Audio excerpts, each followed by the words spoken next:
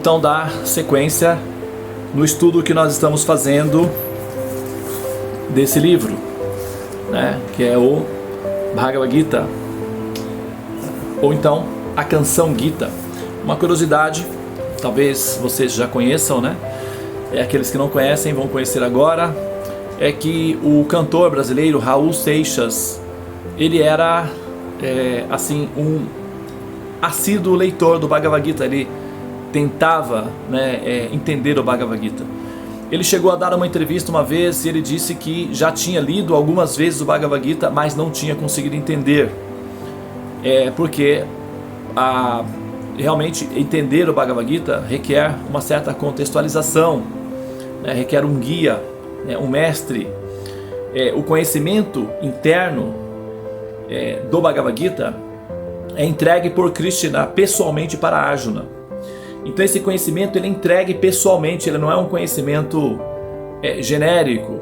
Ele é genérico no sentido de que qualquer um pode ter acesso às informações. Entretanto, compreender o conhecimento requer uma relação pessoal com o mestre, ou aqueles que receberam o conhecimento dos mestres, e assim numa corrente de sucessão discipular semelhante ao Parampara, né, conhecido como Parampara, que é a corrente de sucessão discipular. Esse conhecimento ele germina, se for recebido da mente de um amante de Krishna, de um amante do Supremo. É semelhante a algumas árvores que crescem à beira do rio Amazonas, por exemplo. Costumo dar esse exemplo, que essa metáfora é bem apropriada. Existem alguns tipos de árvores que nascem à beira do rio Amazonas, cujas sementes caem na água, e para que elas germinem é necessário que um peixe específico engula a semente, e no estômago desse peixe a semente sofre uma metamorfose. Ela passa por uma simbiose com algumas enzimas que estão no estômago desse peixinho, e esse peixinho então excreta a sementinha, e a sementinha então processada no estômago do peixinho vai então ter condições de germinar. Então, semelhantemente, o conhecimento da Bhagavad Gita, ou a essência do Gita, do diálogo, somente floresce ou frutifica no coração da entidade viva se for ouvida da boca de um devoto que é amante do Supremo, tá? Então essas condições aí são necessárias para que esse conhecimento exótico, no sentido de esotérico, no sentido de confidencial, que revela a natureza da Suprema Personalidade de Deus, assim se manifeste no ser, tá? Muito bem, então eu vou dar início aqui ao nosso estudo, e assim para concluir, né, a nossa colocação sobre o nosso querido, né, Raul Seixas. Ele chegou a fazer uma canção em homenagem ao Bhagavad Gita, a canção Gita, né, Gita, Gita. E essa canção é uma ode, né, ao Bhagavad Gita. E tem uma entrevista que o Raul Seixas deu falando sobre a experiência dele no contato com esse livro, né, a Bhagavad Gita. Também o escritor Paulo Coelho, ele fez imersões, né, na tentativa de entrar, né, na senda desse conhecimento da Bhagavad Gita. E, bom, então é necessário que a gente tenha contato com os mestres, e isso se faz de forma pessoal. Om Namo Bhagavate Vasudevaya. Om Namo Bhagavate Vasudevaya. Om Namo Bhagavate Vasudevaya. Ofereço minhas respeitosas reverências à substância substancial divina, à suprema personalidade de Deus, Bhagavan Shri Krishna. Hare Krishna, Hare Krishna, Krishna Krishna, Hare Hare, Hare Rama, Rama Rama, Hare Hare. Muito bem, então agora nós vamos dar sequência. Nós estamos lendo do capítulo 2, o verso 8 nós já lemos aqui, nós estamos na terceira etapa, né, desse verso específico. Já é a terceira, né, a terceira gravação que a gente faz falando sobre esse verso. Nós estamos fazendo estrofe por estrofe. Então agora eu vou ler o terceiro estrofe, tá? Muito bem, eu vou ler o verso em sânscrito primeiro e depois eu vou ler a tradução do verso, então a estrofe. Nahi prashami mama panudhai nudyat yatchokan uchoshanan indriyanan avapya bhumyo ashapnan ridhan rajan surananapi chajipatyan. Tradução: eu não consigo descobrir um meio de afastar esse pesar que está secando meus sentidos. Não serei capaz de suprimi-lo, nem mesmo que ganhe na terra um reino próspero e inigualável, com soberania como a dos semideuses no céu. Esse é o pesar de Arjuna. Tradução e significados por sua divina graça, Abhay Charan Bhaktivedanta Swami Prabhupada. Jaya Prabhupada, Jaya Gurudeva. Muito bem, no último momento nós lemos que mas a pessoa nascida em família de casta inferior pode tornar-se mestre espiritual se for Vaishnava ou consciente de Krishna. Então, a pessoa precisa tornar-se consciente de Krishna. O problema da existência material, que é o nascimento, a velhice, a doença e morte, não podem ser extintos pelo acúmulo de riqueza e pelo desenvolvimento econômico, né? Como Jesus dizia, de que vale o homem né? De que vale o homem se ganhar o mundo inteiro e perder a sua alma? Os que são inteligentes guardam os seus tesouros no céu, que é permanente. Os tolos, ignorantes, lentos, letárgicos e arrogantes fazem os seus tesouros na terra, onde é um ambiente cheio de traças. Elas certamente devorarão esses tais tesouros. Então, essa é a inteligência dos sábios radicais que compreenderam a meta última da vida humana. Em muitas partes do mundo, há estados que estão repletos de todas as condições materiais favoráveis, que estão plenos de riqueza e são economicamente desenvolvidos, mas os problemas da existência material continuam presentes. Eu particularmente sou testemunha disso porque, como eu trabalhei durante 8 anos na Coreia do Sul, eu convivi com os coreanos, os sul-coreanos, né? Eu trabalhava em Seul, na Coreia do Sul. Então, os sul-coreanos, eles são um país rico. E não há problemas, os problemas básicos, né, como moradia, alimentação, bem-estar, diversão, segurança, não estão presentes, né? É um local muito seguro. Porém, é um dos locais onde eu mais vi o consumo de álcool na minha vida. Bom, apesar de que lá não tem, assim, pelo menos não como, né, tem no Brasil ou em outros lugares, drogas, né? Não é comum drogas. Então a droga mais consumida é o álcool. As pessoas bebem muito, muito, muito, muito mesmo. E também tem o hábito de fumar. Fuma-se muito, muito, muito, muito. O índice de suicídios por habitantes é um dos mais altos do mundo. Fica ali o Japão, a Coreia do Sul, a Suécia, a Suíça, a Noruega, que são países extremamente ricos, né? E eles, os habitantes desses países ricos, embora permeados de todas as facilidades materiais, chegam à conclusão que a vida não vale a pena ser vivida e que então nós podemos nos suicidar ou então nos drogar para nos entorpecer e esquecer da existência. Ou seja, depois que nós conquistamos as bem-aventuranças materiais que nós almejamos muito, qual é o resultado? Supomos que nós ficássemos bem-aventurados materialmente. Qual seria o resultado? Isso garante o nosso bem-estar interno? Né? Então essa é uma pergunta que a gente faz. E quando a gente olha as estatísticas de países muito desenvolvidos materialmente, uma contradição se observa, porque há um alto índice de suicídios e depressão nesses ambientes.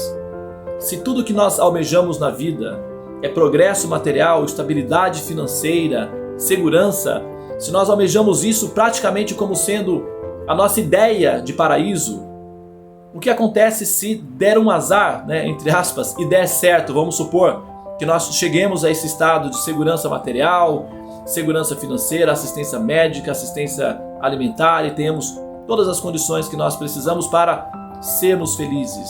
O que aconteceria? Então a gente olha para os países que já alcançaram esse nível de desenvolvimento social e a gente observa ali, né? Por exemplo, o caso dos Estados Unidos, por exemplo, né? Todos nós, assim, pensamos, não todos nós, mas eu estou generalizando como metáfora, mas nós almejamos, né, o sonho americano. Eu vou para a América, aí sim vou ganhar em dólar, e aí finalmente eu vou enriquecer, e aí terei, né, o carro que eu quero, aquela, sabe, minha conta bancária assim bem, que vai me dar orgulho, e eu terei dignidade humana, e etc. E aí sim, tudo vai dar certo, e aí então finalmente eu serei feliz. Bom, tudo bem, nós precisamos buscar uma estabilidade mínima, isso é da dignidade humana, faz parte do jogo, né? Inclusive aqueles que artificialmente abandonam essas necessidades, considerando-as supérfluas, muitas vezes são parasitas que dependem de outros que trabalham duramente para que elas sobrevivam. Isso não é honesto, na verdade isso é até desonesto.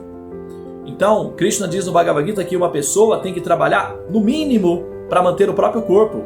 Isso é ser honesto. Agora, aqueles que, teoricamente, abrigando-se numa falsa espiritualidade, abandonam o trabalho e vivem dependente dos demais e, ao mesmo tempo em que criticam aqueles que trabalham, isso é hipocrisia, é falso, é irreal. Agora, fazer do desenvolvimento econômico, do desenvolvimento material, a meta, a prioridade da vida, isso é outra tolice. Dois erros não fazem um acerto. Então a gente tem que encontrar o equilíbrio. Desenvolver-se materialmente com o propósito de autorrealizar-se ou encontrar aquela paz que nós queremos, porque é muito bom você acordar de manhã sem a ansiedade de que você tem uma conta para pagar e não tem dinheiro para fazê-lo. A sensação de paz é incrível, porque eu já vivi as duas experiências. Eu já vivi com a sensação de acordar pela manhã e ter uma dívida e não ter condições de pagar e saldar aquela dívida e ser pressionado por aquilo. A sensação de ausência de paz é muito desconfortável. E também já senti, né, a experiência de acordar de manhã e não ter essas preocupações, estar em paz. Então não ter essas preocupações, estar em paz com relação aos desequilíbrios materiais é favorável, mas não apenas para esse objetivo.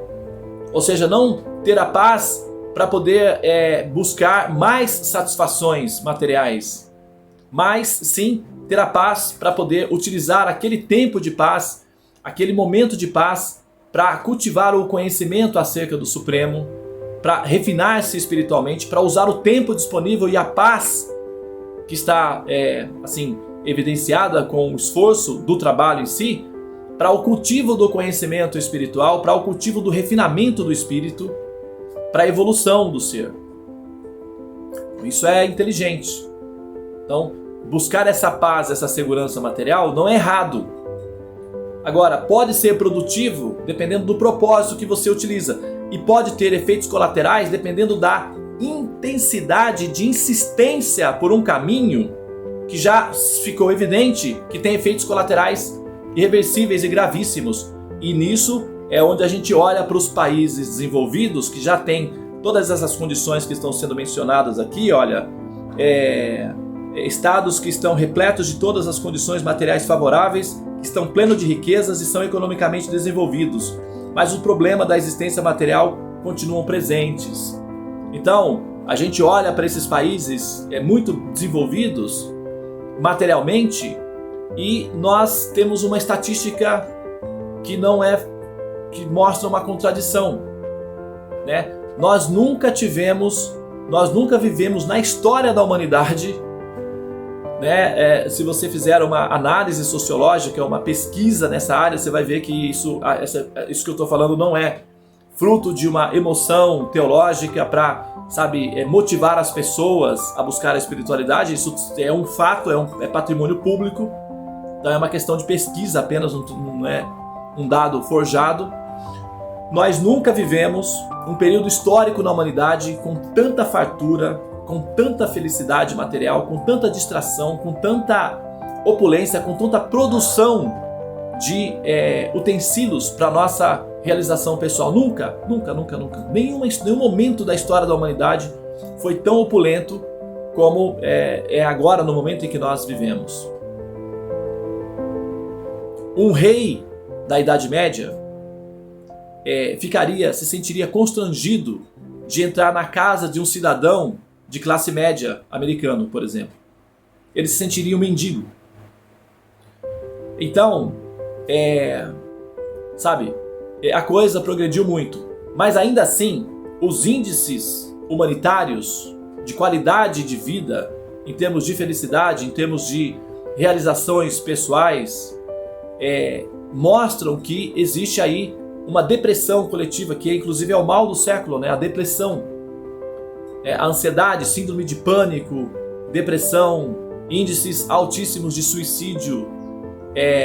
Nunca houve tanta droga como se tem agora, nunca se inventou tantas drogas diferentes na história da humanidade, não existe um registro de tantos tipos de drogas, crack,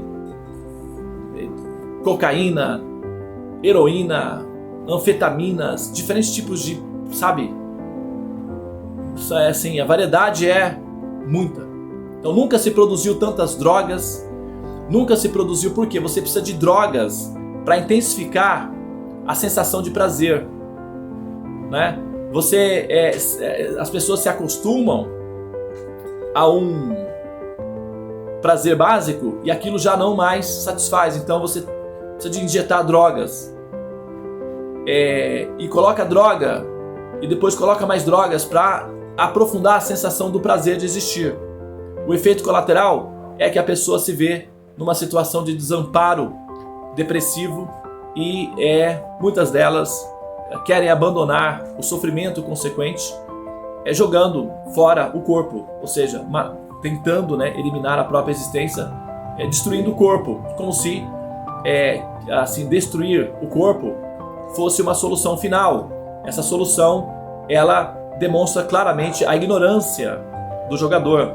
É claro que a gente tem que ter empatia com o sofrimento daqueles que chegam a esse ponto, mas uma análise clara deixa bem evidente que o jogador é ignorante. Ao destruir o corpo, a ideia de destruir a si mesmo é uma falsa realidade. Imagina que você pega uma lâmpada e você quebra a lâmpada pensando que com isso você eliminou a eletricidade da casa. Isso é uma tolice. Então, destruir o corpo imaginando que com isso elimina-se a existência é uma tolice fundamentada na ignorância.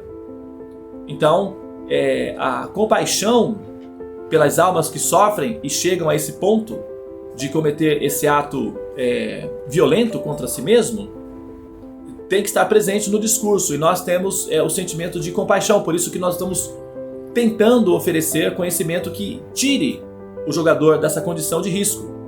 Mas ao mesmo tempo, nós não podemos ser sentimentais a ponto de negligenciar o fato de que se trata de uma ignorância. Ignora-se a realidade de que nós somos seres transcendentes ao corpo.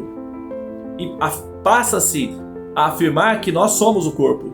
E baseados nessa ignorância, eliminando o corpo, automaticamente eu elimino a mim mesmo, já que a existência é um sofrimento, então eliminando o corpo eu elimino a mim mesmo. Ou seja, a pessoa está partindo do princípio de que ela e o corpo são a mesma coisa.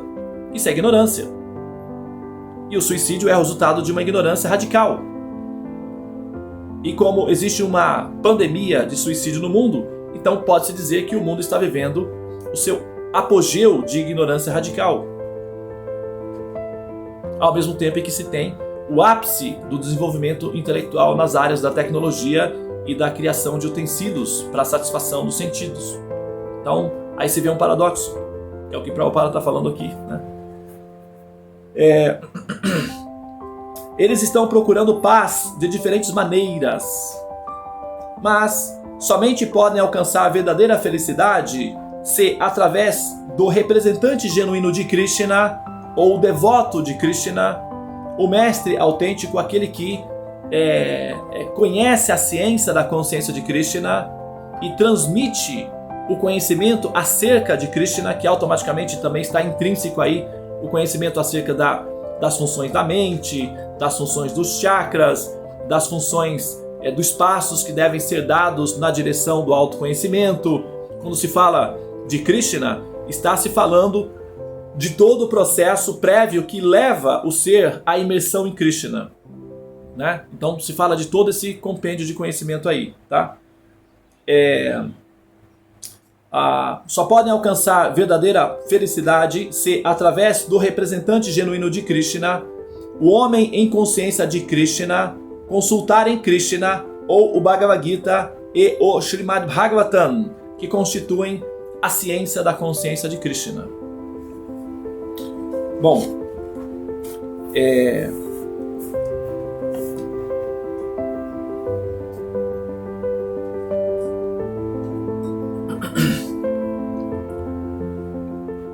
a ciência da consciência de Krishna está destinada, necessariamente está destinado, ou esse pacote de conhecimento está destinado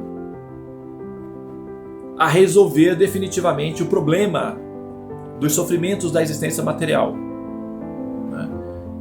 Resolver os problemas do sofrimento da existência material não se limita a resolver o problema da moradia, o problema da vestimenta, o problema da alimentação, o problema do saneamento básico, o problema da segurança material, da eliminação dos parasitas que prejudicam a paz social, como por exemplo os ladrões, os sequestradores,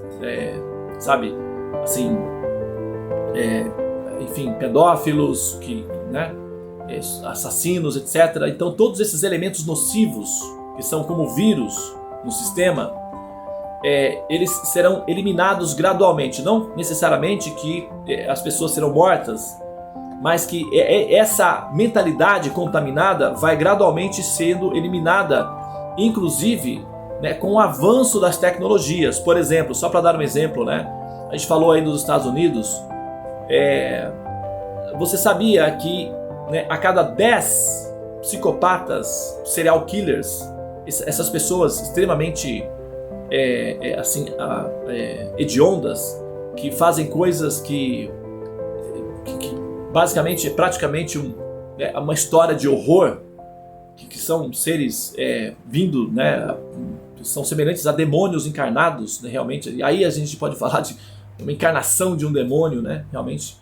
Então pessoas extremamente demoníacas, que se alimentam de outras pessoas antes de produzir barbaridades, etc. Esse tipo de criaturas das trevas, que são chamados os psicopatas, serial killers, assassinos em série,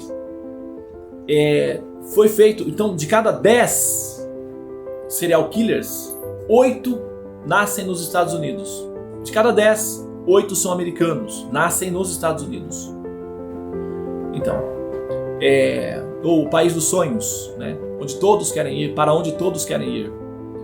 E aí você tem, de cada 10 serial killers, de cada 10 psicopatas, 8 nascem aí nesse ambiente. Então, quer dizer, o que está acontecendo, Se você tem tanta prosperidade, por que esse tipo de produto surge num ambiente próspero? Bom, agora, se observou que os serial killers, eles têm um problema técnico de hardware, de cérebro, que o cérebro deles depois de muitas pesquisas, né, se chegou à conclusão que o cérebro de um serial killer, de um psicopata, de uma pessoa demente, ele produz menos oxitocina que um cérebro normal, né? Um cérebro normal, os cérebros femininos produzem bastante oxitocina, se transformam em leite. Por isso elas são mais pacíficas, mais alegres, as mulheres vivem mais. A média de vida das mulheres é de 10 anos a mais que os homens, né? Elas se divertem mais, o mundo fica mais colorido, né? Mais gracioso. Por exemplo, um lar. Quando a gente pensa num lar, o que vem na nossa mente? Uma mãe feliz, cozinhando, recebendo os filhos, né? Rindo. É uma mãe, é uma mulher, é oxitocina, é leite, né? Então isso é a ideia do arquétipo de lar, né? Quando a gente pensa num lar, a gente não pensa necessariamente no pai. O pai está incluído no pacote, faz parte da felicidade do lar. Mas o arquétipo, quando a gente pensa no lar, o normal, né? Tem pessoas que podem até falar para mim: ah, Devananda, você está falando isso porque você não conhece a minha mãe. Se você conhecesse a minha mãe, você nunca falaria isso na sua vida. Porque eu sei que tem mães que fazem um lar se transformar num inferno. Existem esses tipos de mães que são inimigos no lar. Mas isso não é o arquétipo, não é a regra. Isso são exceções. O arquétipo geral do lar é que quando a gente pensa no lar, um lar feliz, aí já vem a mamãe, rodeada de filhinhos felizes, todos saudáveis, ela contente, cercada de amor, com a mesa farta, todos alegres, quem sabe uma lareira acesa, comemorando o Natal, uma festividade, alguma coisa assim. Esse é o arquétipo que logo vem na nossa mente como nós pensamos um lar feliz. Ok? Então o centro é uma mãe, que é uma mulher. O cérebro das mulheres produzem oxitocina, por isso que elas pensam muito mais em amor. O cérebro dos homens produzem menos oxitocina, e eles pensam mais em guerra, em batalhas, em lutas, em conflitos, em jogos, em disputa pelo poder. Então, é muito comum, por exemplo, nos filmes que mostram, né, os problemas de relacionamentos de casal, a mulher querendo envolvimento romântico, querendo carinho, querendo aquela coisa, e o homem trabalhando ali, fazendo as contas e tal, e sabe? Ou então assistindo futebol. Porque trabalhar significa aumentar a conta bancária, significa jogar bem, significa vencer sobre os outros. Então é uma disputa de poder. E claro, tem a questão técnica da manutenção da família, que está dentro do pacote, então ele é um herói. Mas ele fica hiperfocado aí, né? Quando ele relaxa, quando ele distrai, o arquétipo do homem distraindo. Ah, ele está relaxando. Como é que ele está? Normalmente assistindo um jogo de futebol ou lendo o jornal para ver as notícias da política e tal, que são disputas. Então o cérebro do homem está voltado para a disputa, para a conquista, para o poder. Ele produz menos oxitocina, porque para disputar bem você não pode ter compaixão, você tem que bater para derrubar o cara. Se você entrar lá com muita oxitocina no ringue, você vai cair, né? Então, para que ele pudesse sair da caverna, ir lá e matar a presa, às vezes até rasgando a presa com os próprios dentes, para poder trazer alimento para casa, né? O homem da caverna, o ser primitivo, o ancestral, não pode ter oxitocina. Ele tem que ser, né, frio, calculista, psicopata, assassino, porque ele tem que matar. Então, depois de 50 mil anos de prática de assassinatos, a gente tem aí, né, que de cada 10 serial killers, 9,5 são homens. De cada 10 serial killers, 9,5 são homens. Então você tem serial killers mulheres também, mulheres cruéis, conhecido as viúvas negras e tal, né? Mas não é muito comum, né? É mais comum homens, que é violência. Então se observou que o cérebro dos homens produz uma taxa pequena de oxitocina, o das mulheres produzem muito. E essa oxitocina, que é um hormônio que produz bem-estar, paz, compaixão, se transforma em leite. Então eu li um artigo mencionando que existem um grupo de pesquisadores tentando extrair um princípio ativo da oxitocina a partir do leite de mães, porque as mães produzem aquele leite que é o colosso, o primeiro leite que é intenso. Aquilo ali é praticamente, né, é oxitocina pura. Então eles estão querendo produzir uma vacina a partir desse produto para injetar no cérebro de psicopatas para diminuir a inclinação para a violência. Porque a ausência de oxitocina faz com que a pessoa cometa a violência sem sentir remorso, sem sentir que isso é um problema. É a presença de oxitocina que faz com que a pessoa sinta compaixão do outro. A ausência de oxitocina, o ditado é: farinha pouca, o meu pirão primeiro. Ou seja, né? Venha a mim, venha a nós, o vosso, venha a nós, venha a nós, né? Como é que é? Ao vosso reino nada, né? Que venha a nós, mas ao vosso reino nada. Ou seja, o ser fica egocêntrico, absolutamente egoísta, ok? Então esse egoísmo produz violência, produz sofrimentos, produz, né, o desgaste nos relacionamentos. Então existe, eu não tenho dados para afirmar isso categoricamente, mas eu li o artigo de um grupo de cientistas que cogitou a possibilidade de que na oxitocina estaria um antídoto para os psicopatas.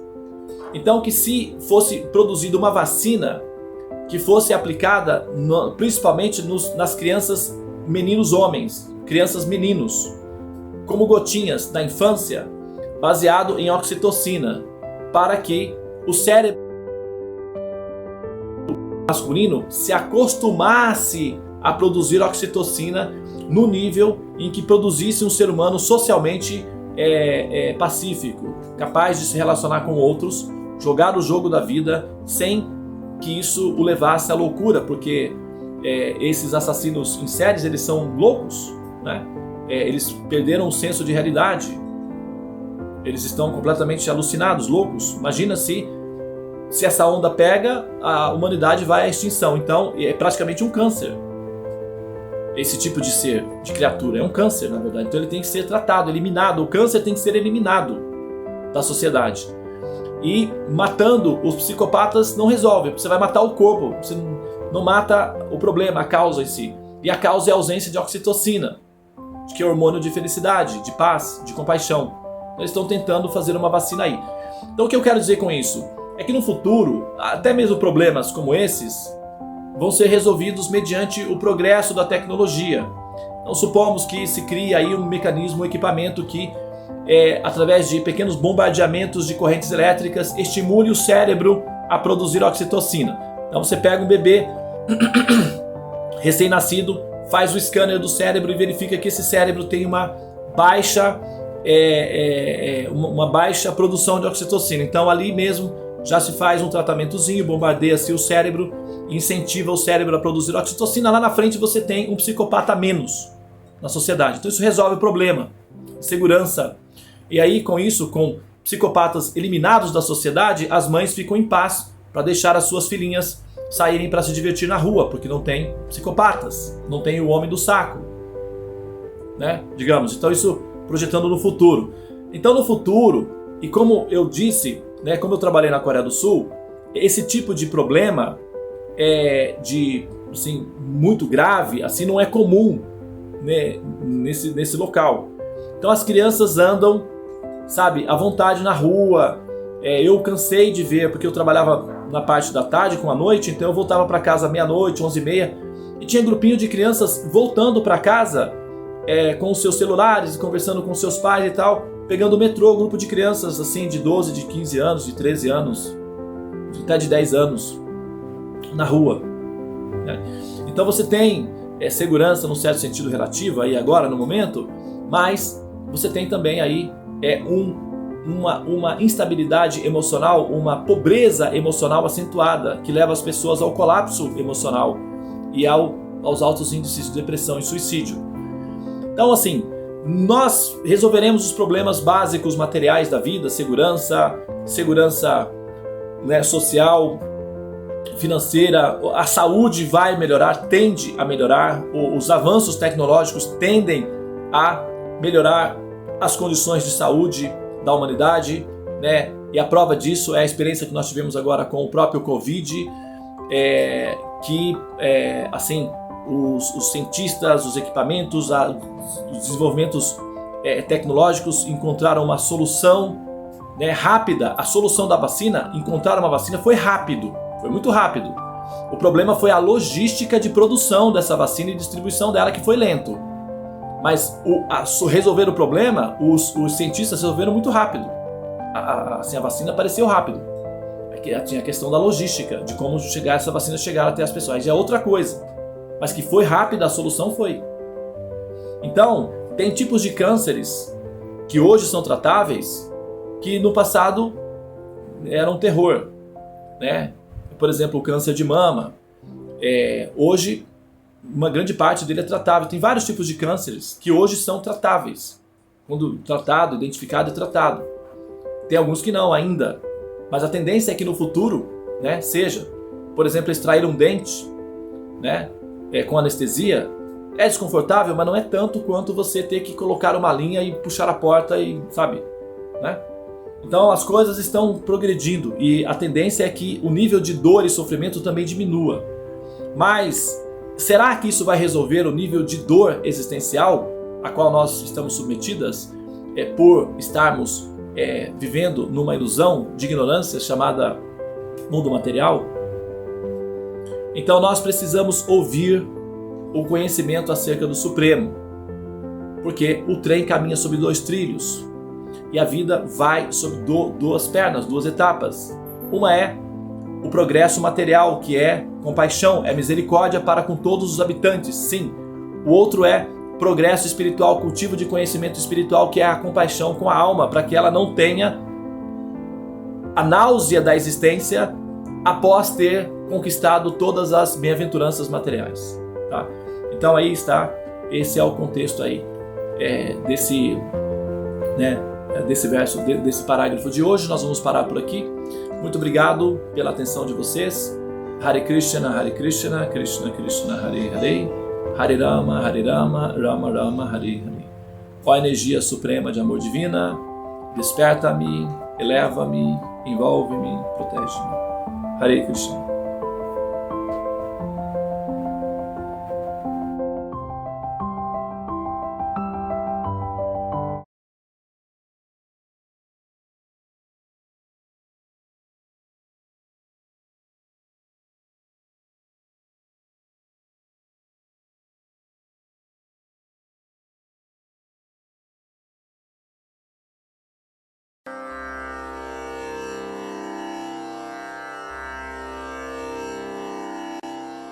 Hare Krishna,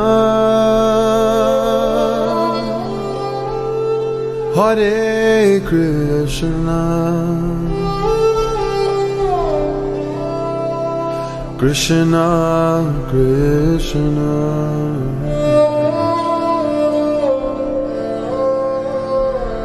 Hare Hare,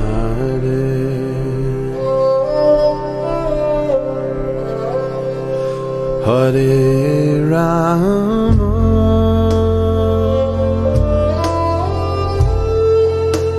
Hare Rama,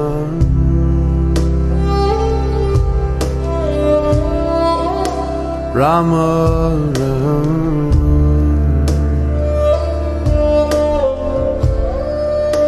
Hare Hare.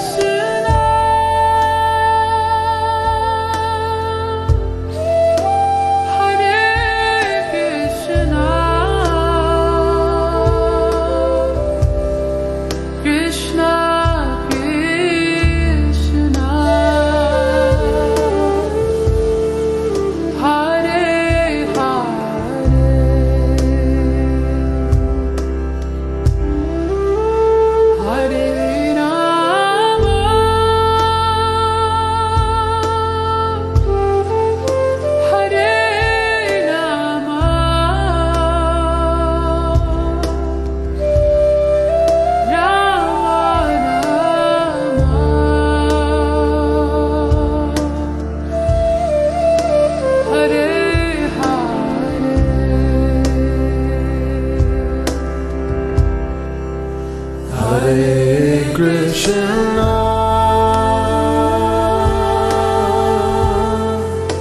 Hare Krishna, Krishna Krishna,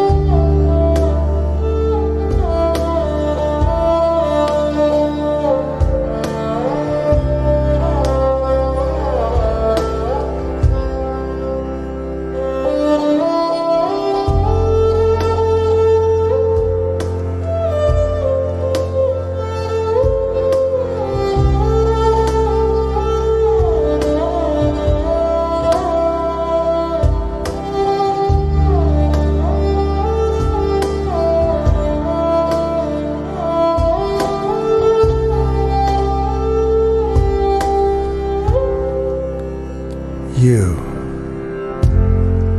could become a great horseman and help free yourself and this world, though only if you, in prayer, become sweet lovers.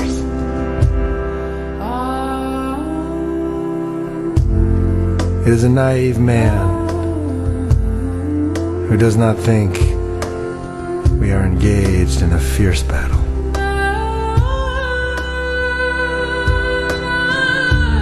For I see and hear brave foot soldiers all around me going mad. Hare Krishna, And falling on the ground in excruciating pain. Krishna Krishna, You could become a victorious horseman and carry your heart through this world like a life-giving sun.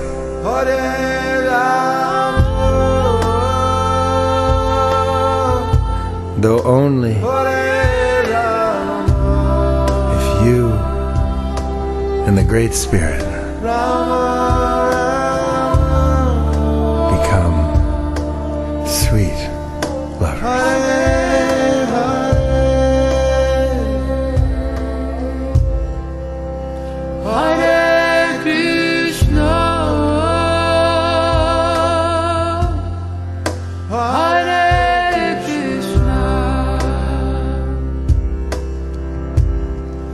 Krishna, Krishna,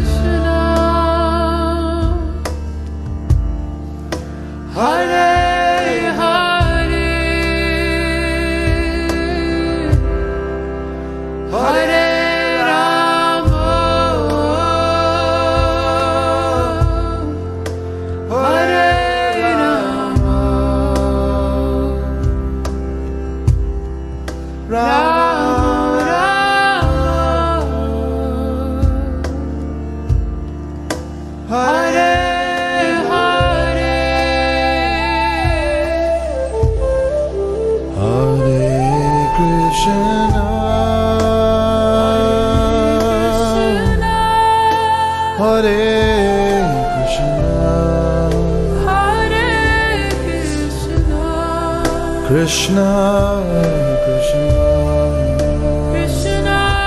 Krishna, Hare Hare,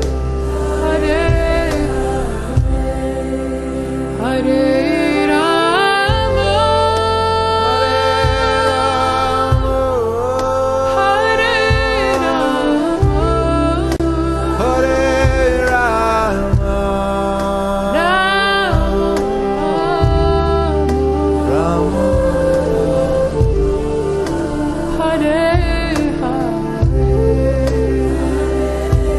Take us home, Benji.